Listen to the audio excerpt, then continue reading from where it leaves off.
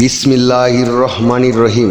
বিশ্ব আধ্যাত্মিক জ্ঞান সঞ্চার দরবার শরীফের প্রতিষ্ঠাতা আমার মুর্শিদ কেবলা গাউসুল আজম শামীম আলী চিশতির দরবার হইতে আমি শাহ আলম আপনাদের সকলকে জানাই আন্তরিক শুভেচ্ছা ও অভিনন্দন। আমার মুর্শিদ কেবলা গাউসুল আজম শামীম আলী চিশতির একটি গ্রন্থ হইতে কিছু আলোচনা নিয়ে আবারও আপনাদের সামনে হাজির হইলাম। আশা করি সকলেই ভালো আছেন এবং সকলেই মনোযোগ সহকারে শুরু থেকে শেষ পর্যন্ত আমার এই আলোচনাটি শুনবেন। আমার মুর্শিদ কেবলা গাউসুল আজম শামীম আলী চিশতি যে গ্রন্থটি লিখেছেন সেই গ্রন্থটির নাম হইলেন শরীয়তের পেট থেকে হাকিকত ও মারফাতকে উদ্ধার।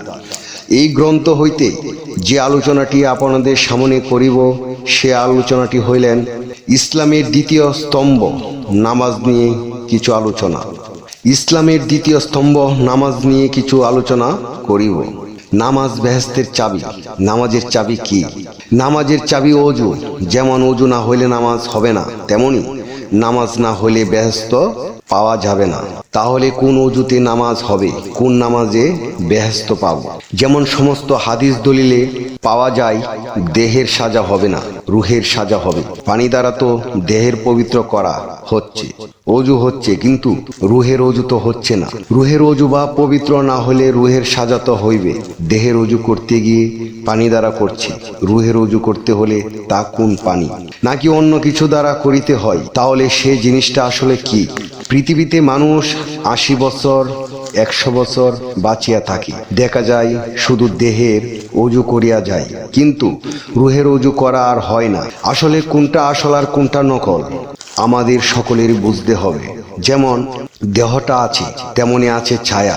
ছায়া তো দেখতে আমারই মতো, আমি থাকলে ছায়া আছে, না থাকলে আমার ছায়াও নেই। আর সেই ছায়াটি আসলে আছে বলেই তো আমার দেহটাও আছে, তেমনি দেহটা আছে বলে তো রুহটা আছে। যার কথা বলা হয়েছে রুহের ধ্বংস নেই, মৃত্যু নেই, ক্ষয় নেই। যতক্ষণ পর্যন্ত আমার রুহের পবিত্রতা না হবে ততক্ষণ পর্যন্ত আমাদের জীবনের মুক্তি নেই। তবে কি আমরা দেহের অজু করব না? অবশ্যই দেহের অজু করিতে হবে। আমরা দেহের অজু করিতে করিতে যেন রুহের অজু করার সন্ধান পাই। দেহের অজু পানি দ্বারা হয়, রুহের অজু করার বস্তুটি কি? বই পুস্তক পড়ে যদি কেউ আউলিয়া হইতো তবে যুগের পর যুগ সাধন করিতে হইতো না। সেই রুহের অজু করিতে হইলে একজন রুহে পবিত্র মানুষের কাছে যাইতে হবে।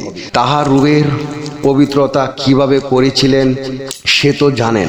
আমরা সকলেও যদি যাই, তাহার রুহের পবিত্রতা কিভাবে করেছিলেন সে তো জানেন, আমরাও জানতে পারিব।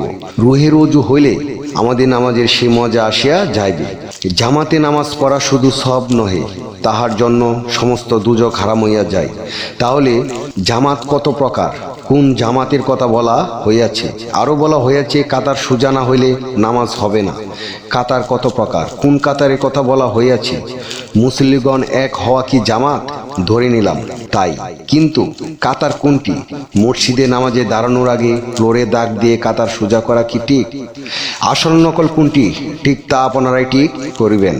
যে ফ্লোরে দাগ দিয়ে মসজিদে দাঁড়াইয়া গেলাম নামাজে, তখন দেখি আমার মনের কাতার ঠিক নেই। যদি ঠিক থাকিত তবে নামাজে দাঁড়াইয়া আমি ব্যবসা করিতে যাইতাম না, মেয়ের বিবাহের চিন্তা করিতাম না, দুনিয়ার কোনো কিছু চিন্তা আসিত না। নামাজ পড়িয়া আমাদের দুজক হারাম না করিয়া বরং এই নামাজে পড়িয়া দুজককে আরো কাছে ডাকিয়া আনিলাম। সমস্ত কিতাবে আছে নামাজে দাঁড়ায় একমাত্র আল্লাহ ব্যতীত আর কাউকে স্মরণ করা যাবে না। দুনিয়ার কোনো কিছু চোখে বাসানো যাবে না, অন্য কারোর নাম মুখে আনা যাবে না। যদি আমার এমন হয় তবে আল্লাহর সাথে শিরক করা হবে। অন্য গুনাহের মাপ আছে, কিন্তু শিরকের গুনাহের মাপ নেই। এই দুজক হইতে বাঁচতে হলে রুহের অজু দরকার, আর না হয় ওই রকম নামাজ পড়িয়া জাহান্নামী হইতে হবে। যে নামাজে আমি জাহান্নামী হব সেই নামাজ আমি পড়িব না। নামাজে দাঁড়ায় যদি আমি অন্য কারোর কথা ভাবি, আল্লাহ ছাড়া অন্য কারোর নাম মুখে বলি, প্রথমে আমি হব কাফের, দ্বিতীয় হব আমি শিরককারী, তৃতীয় হব আমি জাহান্নামী। আল্লাহ আমাদের সকলকে বোঝার মতো তৌফিক দান করুন। আমার মুর্শিদ কেবলা গাউসুল আজম শামীম আলী চিশতির গ্রন্থের যে আলোচনাটি আপনাদের সামনে করেছি, আপনাদের কাছে কতটুকু ভালো লেগেছে? যদি ভালো লেগে থাকে তাহলে আমাদের এই চ্যানেলটি সাবস্ক্রাইব করে দিন। সামনে আপনারা ভালো ভালো আলোচনাগুলো আলোচনাগুলো পেয়ে যাবেন।